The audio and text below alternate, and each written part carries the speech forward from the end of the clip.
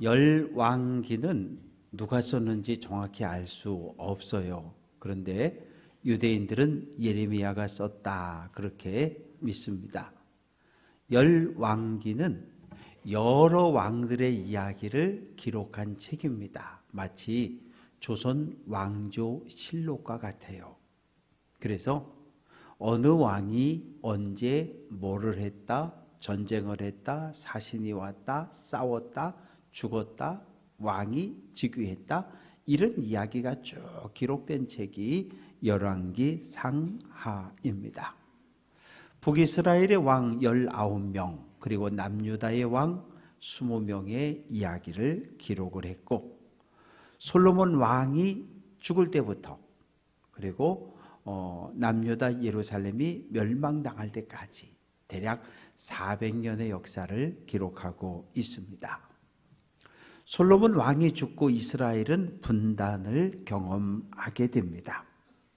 솔로몬이 잘한 것은 겸손하고 지혜로운 왕이었는데 하나님을 위해서 예루살렘 성전도 건축했는데 여러 이방의 신전을 세웠던 왕입니다.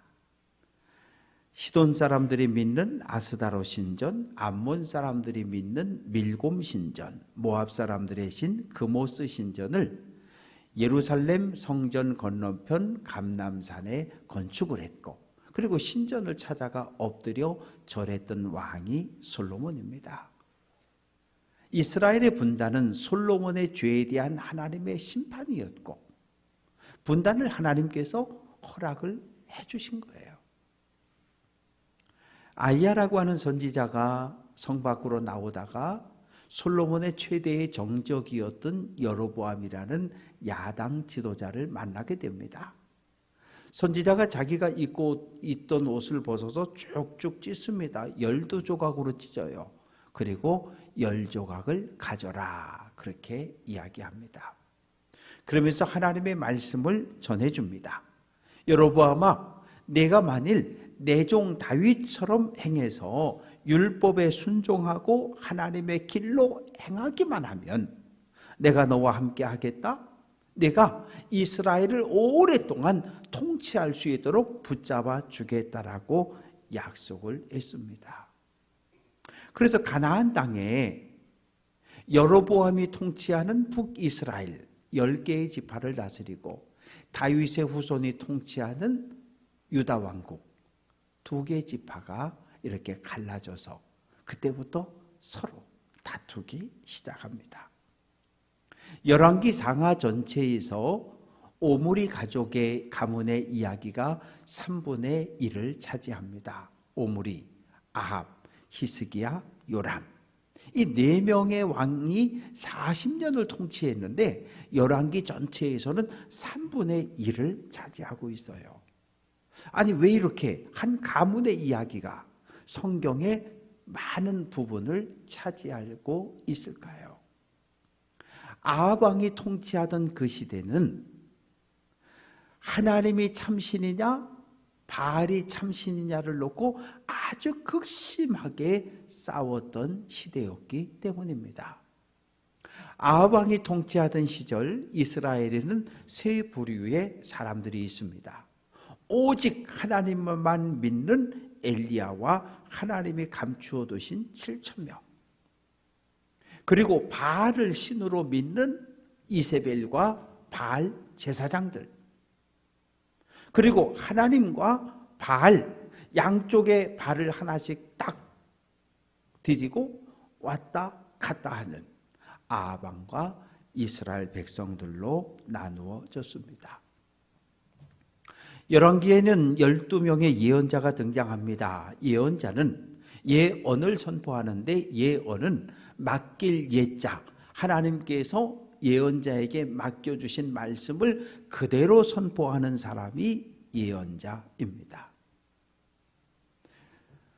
엘리야는 북이스라엘의 첫 번째 등장한 예언자입니다. 열왕기상 17장 1절은 길르앗에 우거하는 길르앗에 사는 디셉 사람 엘리야가 아합에게 말했다.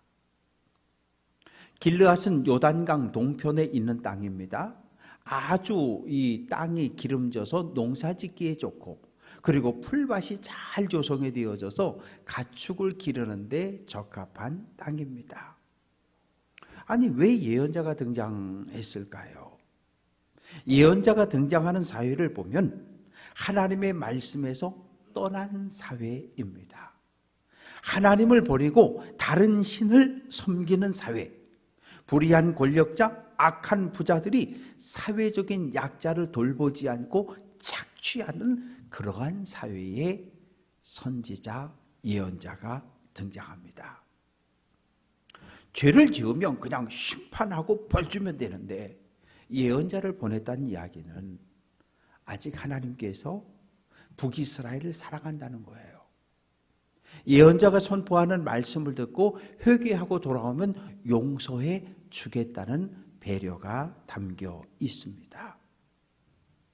아합 왕을 한마디로 표현한 단어가 있는데, 이스라엘의 그 어떠한 왕들보다 가장 악한 왕이었다. 이건 하나님의 평가입니다. 왜요?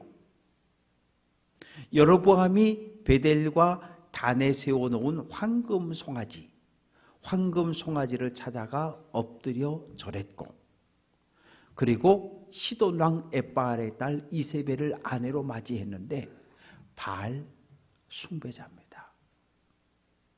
그래서 처가 쪽 집을 방문해서 바알 신전에 가서 제물을 드리고 엎드려 절했을 뿐만 아니라 사마리아에 바알 신전을 만들고 신상을 세우고 그리고 엎드려 절했던 사람이 아합입니다. 자기하고 아내만 바알 믿는 게 아니라 온 이스라엘 백성들을 향해서 모두가 바알을 국가의 신으로 정했으니까 모두 엎드려 경배하라고 명령했던 왕이 아합입니다. 엘리야가 말합니다. 내가 섬기는 살아계신 하나님의 이름으로 선포한다. 내가 다시 말하기 전까지 비도 이슬도 내리지 않는다. 선포합니다. 그리고 도망쳐 버렸어요. 지금과 달리 2000년, 3000년 전에 살았던 사람들은 내 삶 속에 일어나는 모든 일들을 하나님과 신과 연관을 시켰어요. 하늘에는 창고가 여러 개 있어서 비 창고, 구름 창고, 바람 창고, 우박 창고, 눈 창고가 있어서 때가 되면 하나님께서 비 창고를 열어서 비를 내려주시고, 때가 되면 눈 창고를 열어서 눈을 내려주시고, 때가 되면 바람 창고를 열어서 바람이 분다고 그렇게 믿었던 시대의 이야기입니다. 이스라엘에는 딱 2개의 계절밖에 없어요. 우리는 봄, 여름, 가을, 겨울 4계절을 누리며 살아가지만 이 이스라엘 땅은 지중해성 기후로 인해서 여름하고 겨울밖에 없어요. 4월부터 10월까지 여름에는 비가 단 한 방울도 내리지 않아요. 그러니 땅은 바짝 마르고 쭉쭉 갈라지고 아무것도 살지 못합니다. 그리고 이제 10월 말부터 그 다음에 3월까지 우기, 겨울인데 비가 잘 내립니다. 10월 말부터 11월에 내리는 비를 이른 비가 내리면 땅이 부슬부슬해지고 땅을 갈아엎고 씨를 뿌립니다. 그리고 12월부터 2월 사이에 겨울비, 장마비라 그래서 1년에 내리는 비의 대부분이 그때 내려요.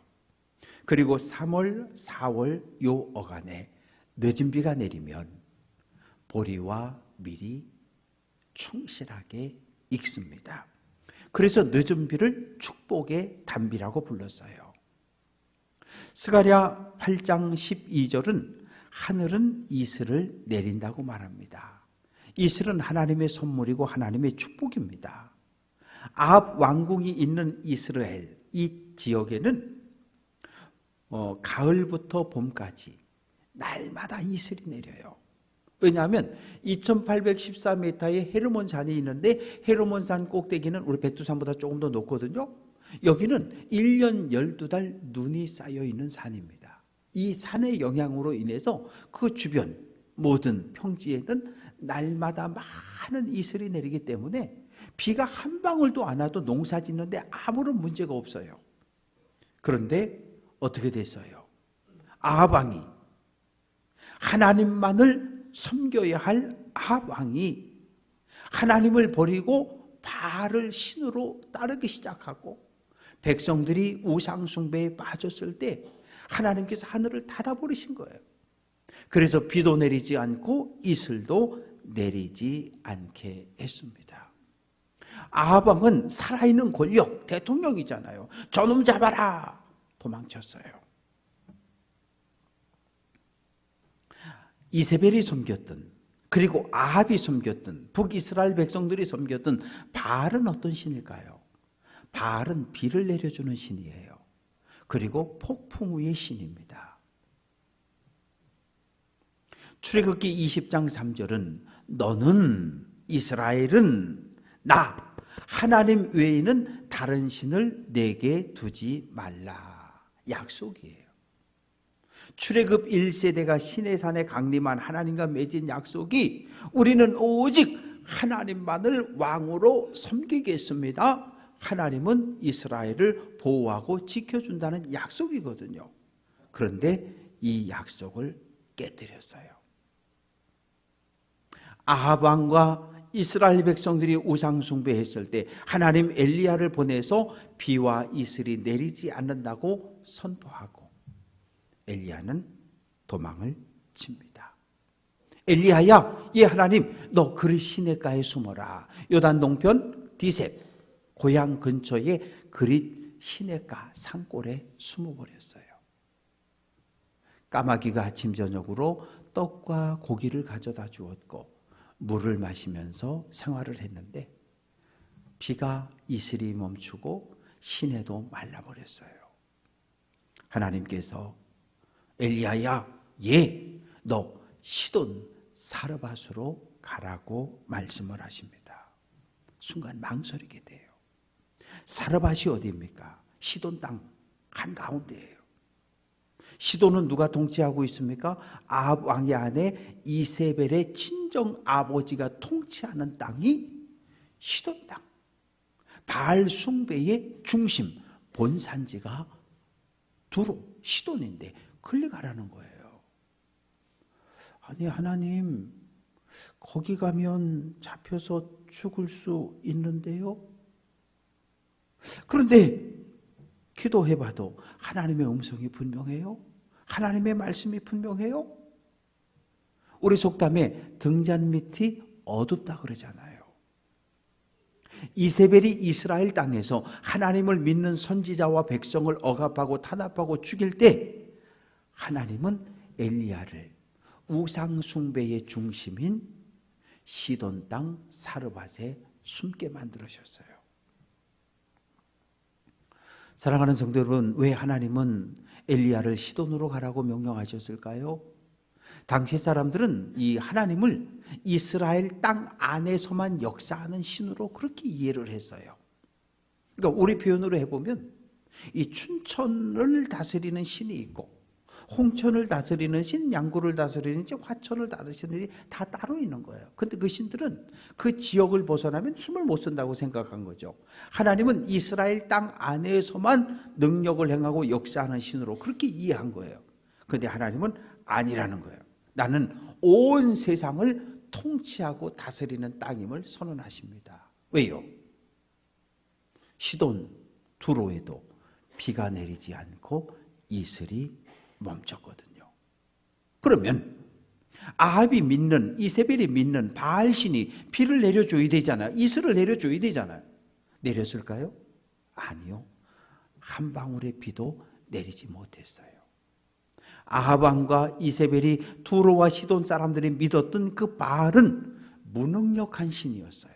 아무것도 할 수 없는, 비 한 방울, 이슬 한 방울 내릴 수 없는, 아무 능력도 없는 그러한 신이었어요.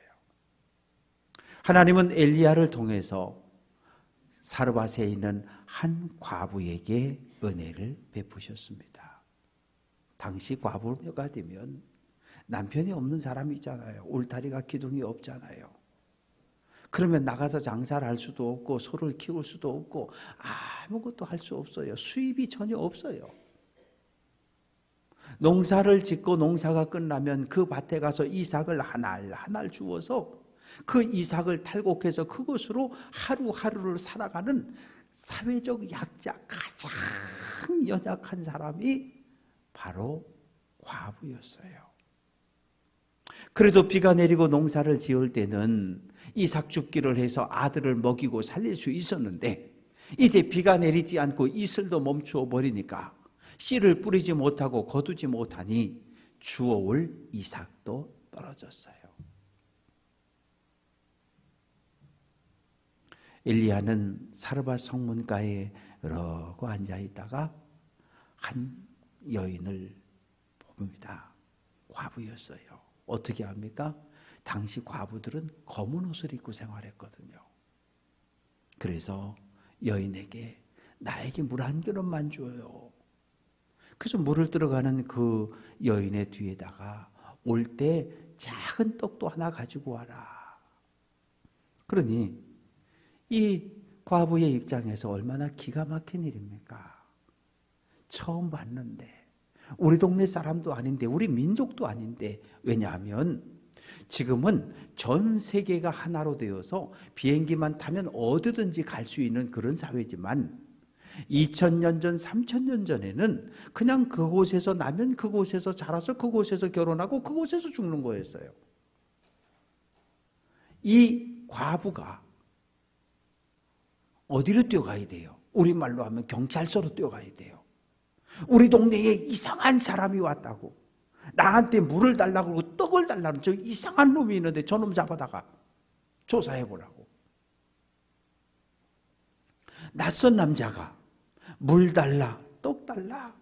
그런데 가만 보니까 말투와 옷차림을 보니까 이스라엘 사람이 분명해요.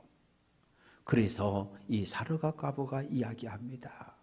당신 이스라엘 사람 같은데 당신이 믿는 이스라엘의 하나님의 이름으로 내가 맹세합니다. 우리 집에는 당신을 대접할 떡이 하나도 없습니다. 지금 남아있는 것은 밀가루 통에 한 움큼의 밀가루, 그리고 기름병에 기름 조금. 내가 이제 나뭇가지 2개 주워다가 마지막 불을 떼서 그저 밀가루 반죽해서 구워서 기름에 튀겨서 마지막 아들과 먹고 이제 죽으려고 한다.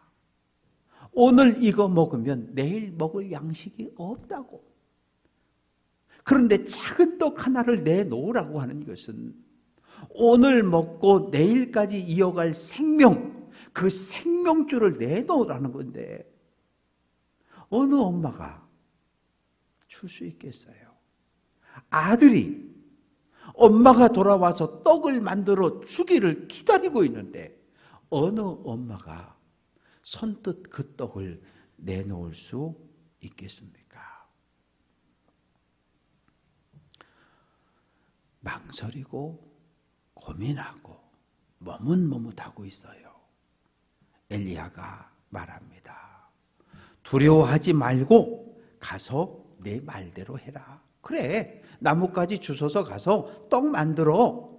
그런데 먼저 작은 떡 하나 내게 가져다 주고 그리고 너와 아들이 떡을 먹으라고 이야기하는 거예요.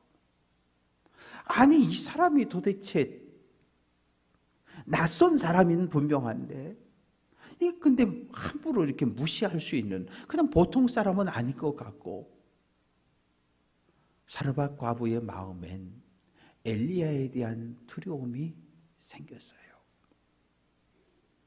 엘리야가 하나님의 말씀을 전해줍니다. 14절, 나 여호와가 비를 지면에 내리는 날까지 그 통에 가루가 떨어지지 않고 그 병에 기름이 떨어지지 않는다. 하나님의 약속을 전해주는 거예요. 그러면 엘리야 예언자를 통해 하나님의 말씀을 받았어요. 그러면 이 과부가 할 수 있는 것은 순종할 것인가 불순종할 것인가, 둘 중에 하나를 선택해야 합니다. 엘리야는 예언자잖아. 이스라엘 사람이잖아요. 그러니까 얼마든지 하나님의 음성, 하나님의 말씀을 들으면 순종할 수 있어. 아멘 하고 가면 돼요.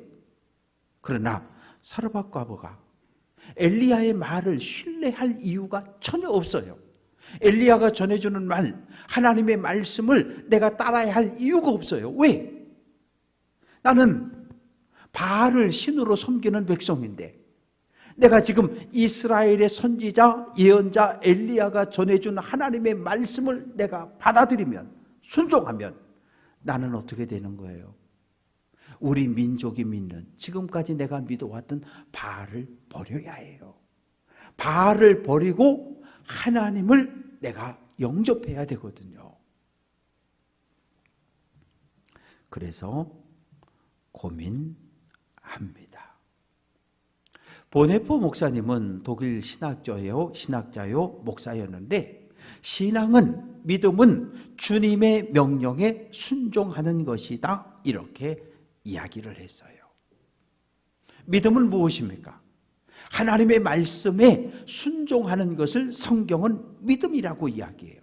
하나님의 말씀은 무엇입니까? 하나님의 약속, 우리를 향한 하나님의 약속에 순종하는 것, 그것을 믿음이라 그래요. 하나님의 약속을 믿고 순종할 때 우리는 하나님의 은혜와 하나님의 능력을 경험하게 됩니다. 15절, 과부가 가서 엘리야의 말대로 했다. 순종했어요. 어떤 결과가 왔습니까? 정말 기근이 끝날 때까지 3년 넘도록 밀가루통에 가루가 떨어지지 않고 기름병에 기름이 떨어지지 않은 놀라운 기적, 놀라운 하나님의 은혜를 경험하게 됩니다. 물론 엘리야도 3년 동안 이 과부의 섬김과 돌봄을 받으며 살았어요. 기근 때문에, 경제적인 궁핍함 때문에 오늘 먹고 내일 죽어야 되는데 하나님의 말씀에 순종했더니 3년 넘도록 양식이 끊어지지 않았습니다. 에베소서 2장 8절은 너희는 그 은혜에 의하여 믿음으로 말미암아 구원을 받았으니 이것이 너희에게서 난 것이 아니요 하나님의 선물이라고 말합니다.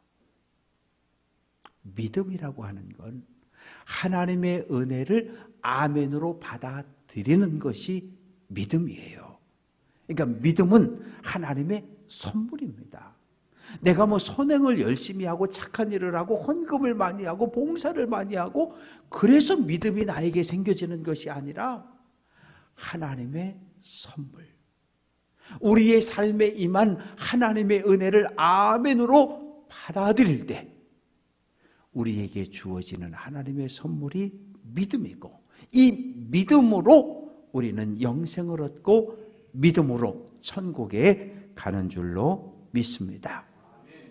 그러면 엘리야가 내 말이 있기 전까지 비도 이슬도 내리지 않는다 그랬는데 이 말씀은 어떻게 됐을까요? 성취됐어요. 3년 만의 시간이 흘러갔습니다. 엘리야가 아합 왕 앞에 모습을 드러냅니다. 아합 왕이요, 바알 제사장을 갈멜산으로 모이라고 하십시오. 나도 갈멜산으로 나아가겠습니다. 당신도 백성들도 오십시오. 그래서 갈멜산에 제단 2개를 쌓습니다. 장작을 쌓고 그 위에 송아지 한 마리를 잡아 각을 떠서 얹어 놓습니다. 바알 제사장 450명, 그리고 하나님을 믿는 엘리야 1명, 그리고 수많은 구경꾼들, 바알 제사장들을 향해서 제안합니다. 지금부터 서로가 믿는 신의 이름을 부르며 기도하자. 당신들은 바알을 믿으니까 바알의 이름을 부르며 기도해라. 그래서 아침부터 오후까지 먼저 기도를 했는데 불이 내리지 않았어요. 자, 이제 그만하고 내가 기도하겠다. 여호와여 응답하옵소서. 여호와여 응답하옵소서. 30초? 1분. 짧은 기도였는데 하늘에서 불이 내려와서 송아지를 태우고 장작을 태워버렸어요. 그 모습을 본 백성들이 깨어났습니다. 엘리야의 하나님, 불을 내리신 하나님, 참신이야! 소리칩니다. 그리고 바알 제사장 450명을 기손 시내가로 끌고 가 모두 때려 죽였어요. 엘리야는 산꼭대기로 올라갔습니다. 그리고 땅에 무릎을 꿇고 무릎과 무릎 사이에 얼굴을 집어넣고 하나님께 기도합니다. 1번, 2번, 3번, 7번 기도했더니 하늘에서 비가 내렸어요. 엘리야는 하나님이 불을 내려주시는 분임을, 비를 내려주시는 분임을, 생명을 살리는 분이심을 이스라엘에 드러내고 증거한 위대한 예언자입니다. 사랑하는 성도 여러분, 성경을 읽어보면 성경 창세기부터 요한계시록 전체가 하나님의 말씀은 아니에요. 성경을 자세히 읽어보면 하나님께서 말씀하셨다고 하나님 말씀 맞아요. 예수님께서 가르치셨다. 예수님 말씀 맞아요. 이건 우리가 따르고 지키고 순종해야 해요. 그런데 성경에 보면 사탄이가 하와를 유혹하는 이야기, 그건 하나님 말씀 아니에요. 우리는 성경 속에서 하나님의 말씀과 사탄의 말을, 하나님의 말씀과 악한 왕의 말을 정확하게 구별해야 돼요. 그게 구별이 안 되면 시험에 들어요. 목사님 설교 속에서 하나님 말씀 아멘, 이거 예수님 말씀 아멘, 에이 저건 목사님 개인적인 얘기 휙 지내보내면 되는 거예요. 목사님의 개인적인 생각을, 개인적인 이야기를 저거 목사님이 강단에서 선포하셨으니까 저것도 하나님의 말씀이지 아멘 아멘 따라가다 보면 시험 들어요. 하나님의 말씀, 예수님의 말씀에 절대 순종해서 살아계신 하나님의 능력을 오늘도 경험하며 믿음의 길을 걸어갈 수 있는 귀한 성도들 될 수 있기를 주님의 이름으로 축원합니다. 엘리야는 이해할 수 없지만 하나님의 말씀, 하나님의 음성이 분명했기 때문에 순종했어요. 사르가본은 순종할 이유가 전혀 없어요. 그러나 엘리야를 통해 말씀하시는 하나님을 믿고 순종했어요. 그 결과 놀라운 은혜와 축복을 경험했습니다. 교회는 믿음의 공동체입니다.